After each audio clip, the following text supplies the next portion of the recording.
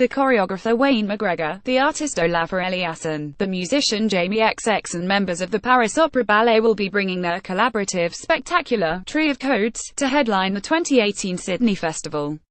The January festival, the second curated by the artistic director, Wesley Enoch, will also bring to Sydney the political YouTube star Randy Rainbow, a new Ellam's acclaimed Barbershop Chronicles, the already announced Australian exclusive of the Worcester Group's The Town Hall Affair and Circus OZ's latest show, Model Citizens.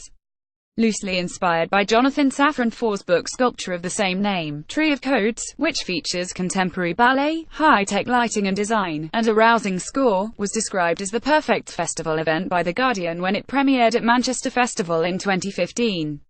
Tree of Codes is a high-tech modern ballet spectacular that had its Australian premiere in Melbourne in October. Photograph Joel Chesterfield's The production had its Australian premiere last week at Melbourne Festival, where it took a tumultuous week to bump in, but the Sydney season had to be kept under wraps until the curtains closed in Melbourne. Holding tour announcements and vying for national exclusives and global premieres is a reality of City Festival programming that Enoch is skeptical of, he told Guardian Australia. "I think embargoes are silly," he said. "We need to stop thinking that people care about these premieres and exclusives and restrictive ideas around them. It's not good for the artists, it's not good for the audiences." Tree of Codes joins a crowd-pleasing lineup that's heavy on circus, cabaret and variety shows, including Panty Bliss in Riot, Close Encounters by the festival favorites, Briefs, Meow Meow's Pandemonium, Model Citizens, which features an all-new Circus Oz ensemble and artistic director, and the return of the Circus City program for Parramatta.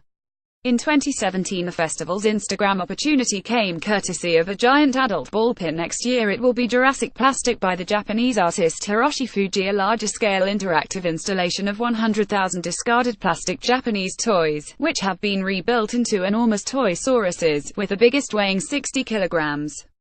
Fuji's kids were getting bored of their toys, and there's not much history of second-hand shops in Japan, so he went down into his village and they started swapping toys with other kids, Enoch explains. In the end, there were all these discarded toys no one wanted, the broken toys, and he started making things with them. A Toysaurus, part of Hiroshi Fuji's Jurassic Plastic, made from thousands of discarded Japanese toys. Photograph Keizo Kyoku. After a premiere at Mona Foma in Tasmania, Gautier will be performing his tribute to the French composer Jean-Jacques Perry, joining a diverse music program that includes Pussy Riot's electronic punk opera Riot Days Mount Erie, with Julie Byrne performing A Crow Looked at Me, the Brandenburg Orchestra performing Rembrandt at the Art Gallery of NSW, the Guangzhou National Orchestra of China, and the 30th anniversary concert for Go-Betweens 16 Lovers Lane, featuring Dan Kelly, Steve Kilbey and Priya's Izzy Manfredi. The short play program, about an hour, will return, featuring Zoe Coombs-Marr, Ursula Martinez and Adrian Truscott's acclaimed critique of criticism Wild Boar. Phoebe Waller-Bridge's one-woman play that spawned the hit BBC show, Fleabag, which will star Maddie Rice, and the Daisy Theatre, a semi-improvised show by the marionette master Ronnie Burkett, who improvises the show through 40 puppet characters, based on the politics of the day. The Daisy Theatre is absolutely breathtaking, Enoch said. He's an absolute master. Absolutely breathtaking. Ronnie Burkett's one-man show, The Daisy Theatre. Photograph Alejandro Santiago. An expansive indigenous program, Blackout, includes My Name is Jimmy, which stars the Torres Strait Islander performer Jimmy Barney and 4 generations of his family, as well as the world premiere of Broken Glass, an installation and performance art piece that deals with First Nations rituals of mourning. The Indigenous Languages program by Arla returns, as does Sing Up Country, a free 1-hour language class led by Auntie Jacinta Tobin and Joel Davison, who will teach a song in local language to be sung at Waggalura ceremony at Barangaroo on the 26th of January. And in Parramatta, Dubs Unipingu will star in Marianne Butler's new Australian adaptation of Alice in Wonderland, which Enoch called a brave new work. The last couple of years has proven that we just can't take things for granted, Enoch said, discussing how his politics have played into his programming.